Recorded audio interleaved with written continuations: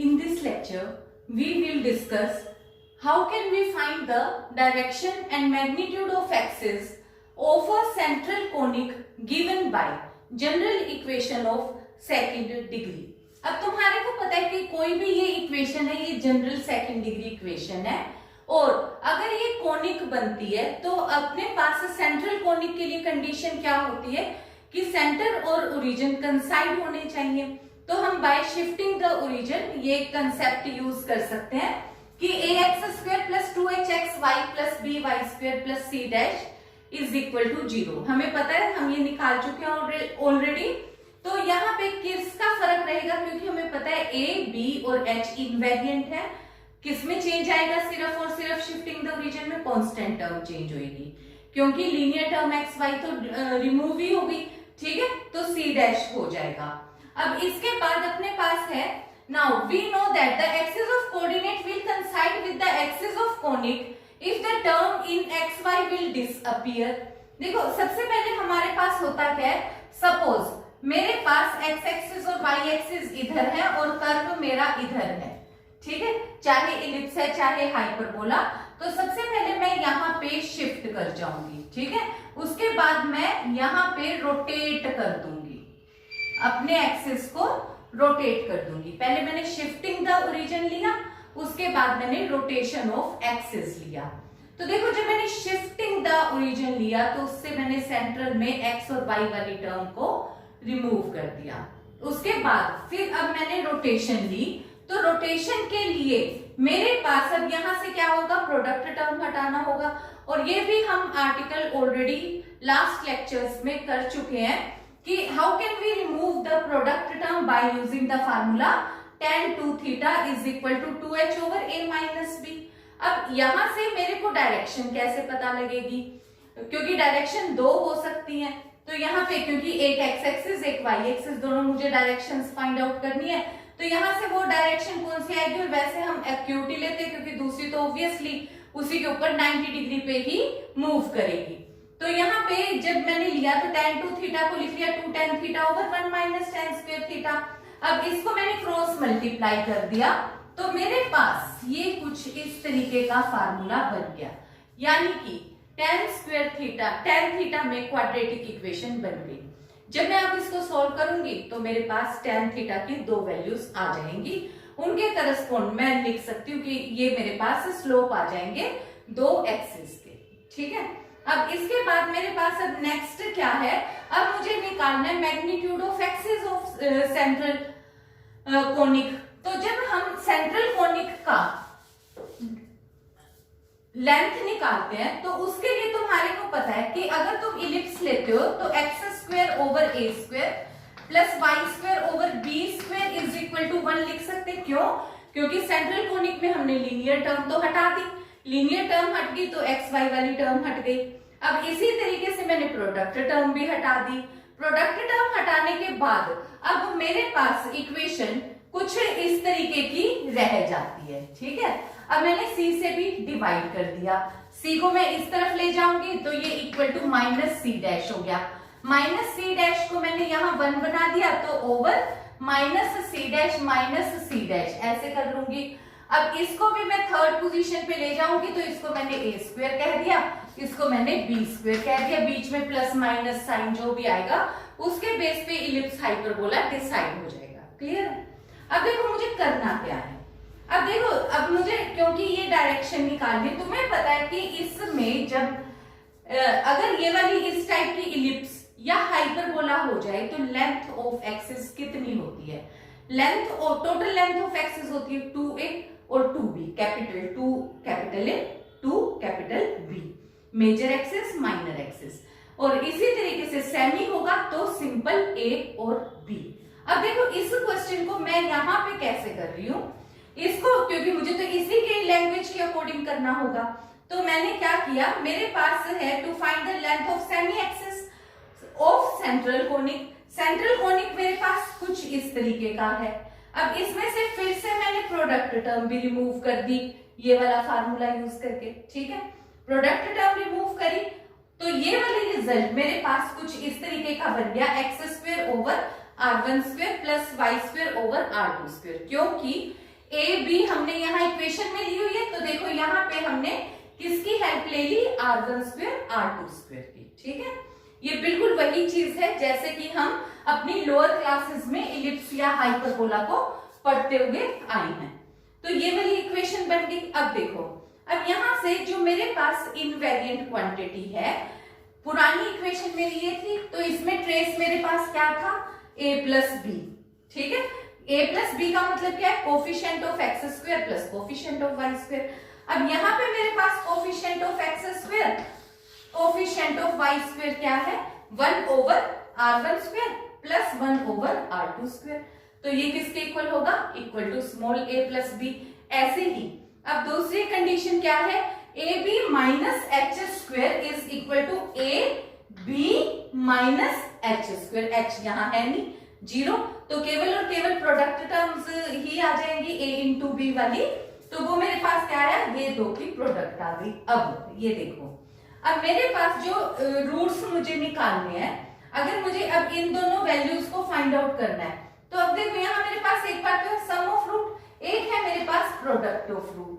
अब मैं इनको 1 ओवर r1 स्क्वायर और 1 ओवर r2 स्क्वायर को किसकी इक्वेशन में लिख सकती हूँ, क्योंकि मुझे पता है अपने पास फार्मूला लिखने का तरीका क्या होता है, T square minus S T plus P is equal to 0। तो मैंने एक बार तो टी की जगह पे क्या यूज कर लिया, लैम्डा। तो यहां हो गया lambda square minus sum of root, ठीक है, प्लस ये हो गया प्रोडक्ट ऑफ रूट। तो यहां से ये मेरे पास एक इक्वेशन आ गई जिससे कि मेरे पास 1 ओवर r1 स्क्वायर की वैल्यू आ जाएगी, 1 ओवर r2 स्क्वायर की वैल्यू आ जाएगी। तो देखो जैसे अपने पास अभी सेंट्रल कोनिक है और 1 over r1 square plus 1 over r2 square इस इक्वेशन के रूट बन गए। ठीक है, तो अब हमारे को ये पता है कि अपने को एक्सेस चाहिए r1 और r2 की वैल्यू, यहां से तो निकलेगी 1 ओवर r1 स्क्वायर और 1 ओवर r2 स्क्वायर की वैल्यू। तो उसके लिए हमारे पास एक ट्रांसफॉर्मेशन ऑफ इक्वेशन होता है, उसमें हम किस तरीके से करते हैं, जैसे अपने पास एक ही इक्वेशन है x square minus 5x plus 6 is equal to 0। इसके रूट्स तुम्हें पता है कि 2 और 3 है। अब तुम्हारे को ट्रांसफॉर्म करना है एक ऐसी इक्वेशन में जिसमें कि इसके रूट 1 ओवर 2 और 1 ओवर 3 हो जाए, यानी कि रेसिप्रोकल ऑफ द रूट्स हो जाए। तो उसके लिए हम क्या करते हैं, x की जगह पे 1 ओवर y पुट कर देते हैं। अगर हम किसी भी इक्वेशन में x की जगह पे 1 ओवर y पुट कर देंगे तो जो हमें ट्रांसफॉर्म्ड इक्वेशन मिलेगी उसके रूट्स गिवन इक्वेशन के रूट्स के रेसिप्रोकल होंगे। तो यहां से मेरे पास वैल्यू बन गई, यहां से मैंने करा तो 6y square minus 5y plus 1 is equal to 0। और तुम इसको सोल्व करके देखो तो इसके रूट्स होंगे 1/2 1/3। तो ऐसे ही अब मैंने इस इक्वेशन को ट्रांसफॉर्म कर दिया एक ऐसी इक्वेशन में जिसके रूट्स हो जाएं r1 square and r2 square. उसके लिए मैंने यहां से देखो इस वाली टर्म के साथ ये लैम्डा स्क्वायर लगा दिया minus lambda a plus b plus 1। अब ये नहीं कि भी आपने कहा x equal to 1 over y, तो x की जगह पे 1 ओवर y पुट किया, तो बाद में हम इसको ऐसे ही लिखेंगे, आंसर करते हुए हम इस इक्वेशन को y को वापस रिप्लेस कर देते हैं x से। ऐसे ही अगर तुमने सपोज एक बार लैम्डा की जगह पे सपोज 1 ओवर t पुट कर भी दिया, तो उसमें फिर से वापस t को लैम्डा सब्स्टिट्यूट कर दोगे। तो इस ट्रांसफॉर्म से ये इक्वेशन हमारे पास बन गई कि जिसमें कि एक इनके रूट्स एक दूसरे के रेसिप्रोकल्स हैं। तो अब यहां से मेरे पास इस इक्वेशन को सोल्व करने से सम ऑफ रूट्स मैं निकाल सकती हूँ, प्रोडक्ट ऑफ रूट्स निकाल सकती हूँ, या सिंपल क्वाड्रेटिक सोल्व करूंगी तो भी तुम्हारे को पता है कि क्वाड्रेटिक सोल्व करके मेरे पास 2 रूट्स आ जाएंगे और वो एक वैल्यू होगी a की, मतलब एक सेमी एक्सिस की, दूसरी होगी दूसरे सेमी एक्सिस की। तो यहां से मेरे पास दोनों सेमी एक्सिस निकल आएंगे। अब देखो, अब हमारे पास सेमी एक्सिस हमने फाइंड आउट कर दिया, हमने डायरेक्शन फाइंड आउट कर दी। अब हमारे को फाइंड आउट करना है इसेंट्रिसिटी। अब इसेंट्रिसिटी मेरे पास किस किस की होती है, ऑब्वियसली सेंट्रल कोनिक्स की ही होती है, इलिप्स की और हाइपरबोला की। अब देखो, क्योंकि मैं पहले काम इलिप्स का ही स्टार्ट किया हुआ है, तो पहली कंडीशन क्या है, इलिप्स कब होता है, एच स्क्वायर माइनस ए बी जब लेस देन 0 हो, तो वो इलिप्स बनता है। और वो सेंट्रल कोनिक हमारे पास किस फॉर्म में शिफ्ट हो जाती है, x square over r one square plus Y square over r two square is equal to 1 type में हम इलिप्स को लिख सकते हैं।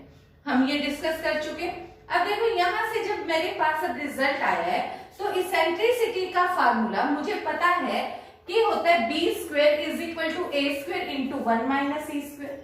उसके बेस पे यहां से हो गया r two square is equal to r one square into 1 minus e square. ये सोल्व करके मैंने ई स्क्वायर की वैल्यू निकाल ली। अब देखो ई स्क्वायर की वैल्यू मेरे पास किस फॉर्म में आ गई, r one square minus r two square over r one square.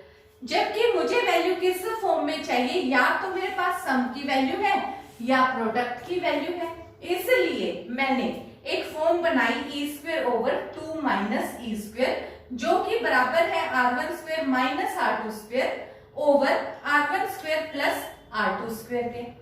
इससे मुझे बेनिफिट क्या हुआ, यहां से मैंने r one square minus r two square की वैल्यू निकाल दी। वो मैं कैसे निकाल सकती हूँ, स्क्वायर और अंडर रूट किया। स्क्वायर और अंडर रूट किया तो a माइनस बी का स्क्वायर मैं कैसे लिख सकती हूँ, a प्लस बी का स्क्वायर माइनस 4ab। तो ये मैंने यहाँ पे इस तरीके से लिख लिया। r1 square plus r2 square की वैल्यू सब्स्टिट्यूट कर दी। यहाँ से ये जो मेरे पास थी सम ऑफ और प्रोडक्ट ऑफ, ये मैंने सब्स्टिट्यूट करी, सोल्व किया, तो ये मेरे पास ये रिजल्ट आ गया। अब इस वाली इक्वेशन में मैंने r1 माइनस r2 स्क्वायर की और r1 प्लस r2 स्क्वायर की वैल्यू पुट करी, ab minus H square cut गया और ये वाली वैल्यू a प्लस बी मेरे पास डिनोमिनेटर में आ गया। रिजल्ट क्या बन गया, a प्लस बी का whole square plus 4h square, अब square root over a plus B. यहां से मेरे पास इसेंट्रिसिटी e की वैल्यू मैं फाइंड आउट कर सकती हूँ फॉर इलिप्स। अब इसके अलावा देखो, अगर मेरे पास एच स्क्वायर माइनस ए बी ग्रेटर देन 0 हो जाता है, तो मुझे पता है कि ये हाइपरबोला बनेगा। हाइपरबोला बनेगा तो सेंट्रल कोनिक में फर्क किसका आता है, सिर्फ क्योंकि ये वाली वैल्यूज हमने आर्बिट्ररली लिख ली कि भी इसके इक्वल आएंगी, ठीक है। क्योंकि हमें पता है कि इलिप्स और हाइपरबोला हमने लिखा कि एक्स स्क्वायर का कोफिशिएंट बचा है, वाई स्क्वायर का कोफिशिएंट और कांस्टेंट। अब एक्स स्क्वायर और वाई स्क्वायर के कोफिशिएंट क्या हो सकते हैं, या तो दोनों पॉजिटिव हो सकते हैं या अपोजिट साइन के हो सकते हैं। तो यहाँ पॉजिटिव वाला हम कर चुके कि इलिप्स हो गया, अपोजिट साइन है तो हाइपरबोला हो गया। तो यहाँ पे मैंने इसको हाइपरबोला की शेप में लिख लिया। अगर हाइपरबोला की शेप में है तो मुझे पता है कि सेंट्रिसिटी का फार्मूला क्या हो जाता है, b square is equal to a square into e square minus 1। बिल्कुल इसी प्रोसेस से बिल्कुल सेम यही वाला फार्मूला फिर से मैंने यूज किया, sum of root product of root use करें, तो उसके बेस पे मेरे पास अब यहाँ पे फर्क सिर्फ माइनस का आ जाएगा। ये जो वैल्यू है यहाँ पे इलिप्स के लिए ये वैल्यू आई है पॉजिटिव में और हाइपरबोला के लिए ये आ जाएगी माइनस में। अब अगर मैं इसको भी स्क्वायर कर दूं, चाहे मैं इसको स्क्वायर कर दूं, रिजल्ट मेरे पास सेम आएगा। तो इसेंट्रिसिटी को सोल्व करके मैं यहाँ से फाइंड आउट कर सकती हूँ। इसे मतलब मैंने स्क्वायर करा और इसमें से ये अब E4 में इक्वेशन बन गई। अब अगर तुम E4 में सोचो तो यहाँ पे ये E स्क्वायर में क्वाड्रेटिक बनी है, क्योंकि यहाँ पे E3 की कोई टर्म नहीं है, E की कोई टर्म नहीं है, तो ये इक्वेशन E स्क्वायर में क्वाड्रेटिक है। तो तुम चाहो तो यहाँ पे से वैल्यू E स्क्वायर की निकल जाएगी, E स्क्वायर की निकलेगी, उसका स्क्वायर रूट करेंगे और हमारे पास इसेंट्रिसिटी की वैल्यू आ जाएगी। So this was all about this lecture. Thank you.